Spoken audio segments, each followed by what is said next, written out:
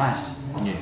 Kalau menentukan makam sepuh tua atau pertama itu bagaimana itu? Ini di tempat umum umum tidak terdeteksi ini. Ya. Nah, ini gimana? Di beberapa tempat di Jawa yang saya amati, makam-makam sepuh itu biasa ada di utara Pasarian. Rata-rata begitu ya? Ya rata begitu di utara ya. Jadi ini misalnya ini kota ini makam ya. Kota ini makam, nah makam sepuhnya biasa ada di utara sini. Di tengah apa di pinggir atau di? Terkadang di tengah, kadang pinggir bisa pinggir sebelah sini. Tapi patokannya utara ya? Nah, jadi dia semakin ke selatan, semakin muda. Tuh, semakin ke selatan. Jadi cara menatanya dari utara ke selatan? Iya. Baru nanti kalau sudah semakin baru semakin ke selatan. ganti barisan selanjutnya. Iya. Gitu. Kayak menata sholat itu. Betul, lurus. Nah, ini nanti ketika tanah makam ini sudah penuh, otomatis nanti terkadang warga ingin menambah lokasi makam yang di sini. Nah, ini syaratnya boleh, tapi syaratnya makam-makam sepuh ini tidak boleh diatasi lah istilahnya apa ya. Tidak boleh kita mengatasi ini. Syaratnya ini harus ditinggikan.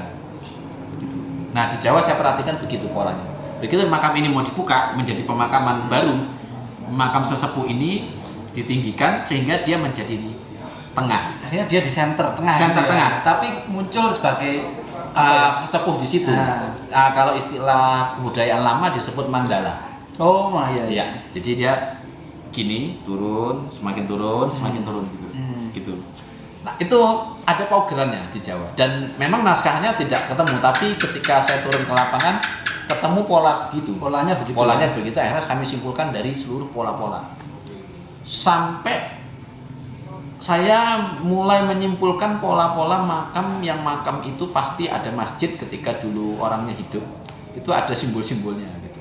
Simbol-simbol begini biasanya ada masjidnya. Simbol begini ada masjidnya. Akhirnya saya menyimpulkan kalau dalam teori ilmiah kan induksi ya dari fenomena-fenomena apa yang terjadi khusus disimpulkan menjadi umum, induksi. Nah, saya mengajukan begitu tuh, oh iya benar ketemu. Setiap kali ketemu saya tanya ada masjidnya nggak di situ. Masjid kuno itu kados pundi Pak? Saya cerita ada ini. Oh ada Pak di sini masjidnya. Oh iya benar berarti. Dia nggak jauh dari itu Mas. Kalau ini kan yang Jawa tadi. Iya. Kalau yang di luar Jawa bagaimana? Hampir sama. Hanya saja kalau yang di luar Jawa ini satu di tempat-tempat senter peradabannya kasus Aceh ya.